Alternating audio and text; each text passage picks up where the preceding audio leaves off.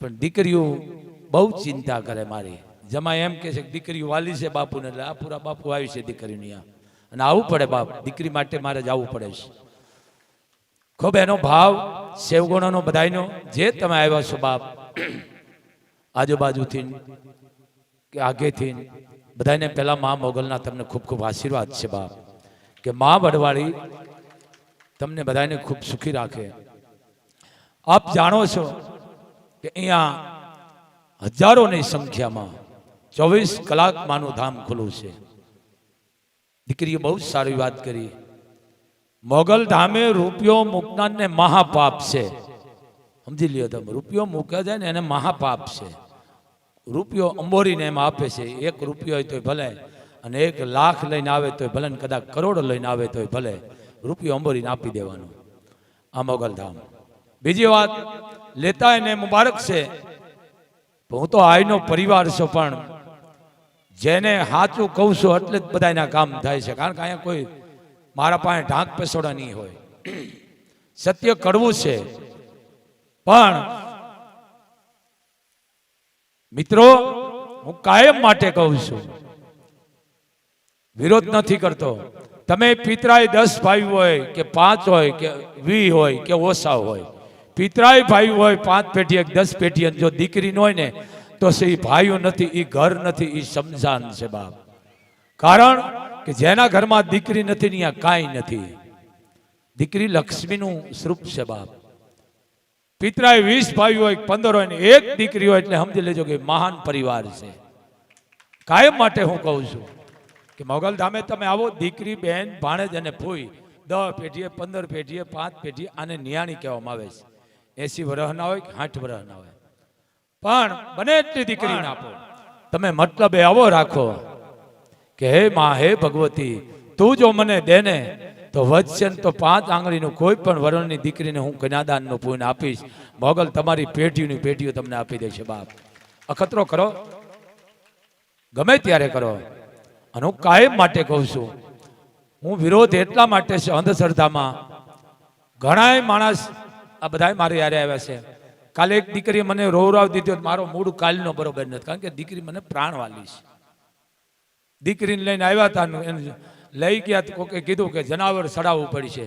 દીકરી બોલી નથી શકતી. અહીંયા મારા પગ પાસે આમ માથું નમાવીને પડી ગઈ દીકરી. ઉપાડીને લાવ્યા હતા, તે 14 વર્ષની દીકરી. 6 મહિનાથી ભુવાન ભારાડી માતા, પણ એ બાઈ દવાખાને નથી ગઈ. કેટલી અંધશ્રદ્ધા છે આ 21મી સદી. આ ખાસ ધ્યાન રાખો તમે. તમને જે કાંઈ નડે છે, કર્મ નડે ને બીજા બધાને તમને કહું, તમને કોઈ પણ કહે કે આ મને નડે છે, બાપુ નામ દઈ દીધું ખબરાવાળાને, એટલે તમારો પીછો છોડતોય બંધ થઈ જાય છે ને તમારા આમાં વાત કરતોય બંધ થઈ જાય. પણ આ તમે અંધશ્રદ્ધા પહેલા સમાજમાંથી કાઢો. તમે 21મી સદી હવે તો સમજો, કાંઈ નડતું નથી, નડે મને દેજો, પણ તમે કર્મ એવા કરો મારા હાવજ, જેથી તમારી પાસે ભેળું થાય તો કોઈ માણસને ઉપયોગી બનો. તમારા ઘરની માલકો તમે ભાડે રહેતા હોય, ઘરનું હોય, હે દીકરી હું તમને કહું છું ખાસ કરી, બને ત્યાં સુધી ઘરમાં ગુગળ ઘીનો ધૂપ કરવો. કારણ ગુગળ ગાયનું સાણું છે ને, એમાં પચનું નિશાન છે. ભાંગીને પકવી અને ગાયનું ઘી અને ગુગળ મિક્સ કરીને તમારા ઘરમાં 6 મહિના તમે ધૂપ કરીશો ને, તો આ વડવાળી મોગલ 6 મહિનામાં તમને 10 ગણું ન દે તો હું ચારણ ટળી જાઉં. આટલી તાકાત ધૂપમાં છે બાપ. અગરબત્તી એટલે વાંસ છે. આ બધા વિદ્વાનો જાણે છે, વાંસ વાહડો બહાર રખાય, ઘરની બહાર. સમજી ગયા ને તમે? ઘરમાં કોઈ દી ન હોય, પણ આખું ઘર બાદ બાદ કરતું હાવ હાવ બાદ થાય. કારણ નહીં, જો માનો તમે આશરો લીધો હોય તો મોગલ ધામે આવો ને તો બેટા એક જ તમને વાત કરું, કોઈ દી મારી આગળ જૂઠું ન બોલતા ને કે અહીંયા કો પુત્રે આજની તારીખમાં સત્ય બોલી નાખ્યો રસ્તો કરી દે છે, પણ કોઈ દી જૂઠું ન બોલતા ઈ મોગલ ધામે. અને બાયુ તમને એટલી વાત કરું છું, હો વર્ષની તમારામાં આવે છે, પણ હવે તમે કાંઈ કામ કરતી નથી બેટા.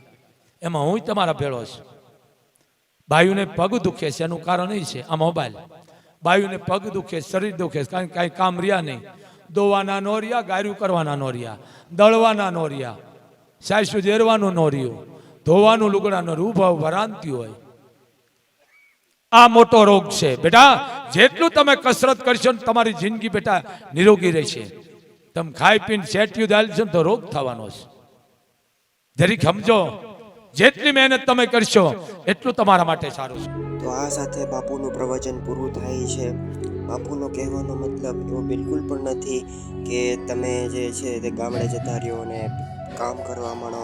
સમયની સાથે પરિવર્તન એ પણ બહુ જ જરૂરી છે. પણ બાપુ જે છે તે પહેલાંની વાત કીધી કે પહેલાં જે આવું ગામડાનું કામ કરતા ત્યારે કોઈના પગ ન દુખતા.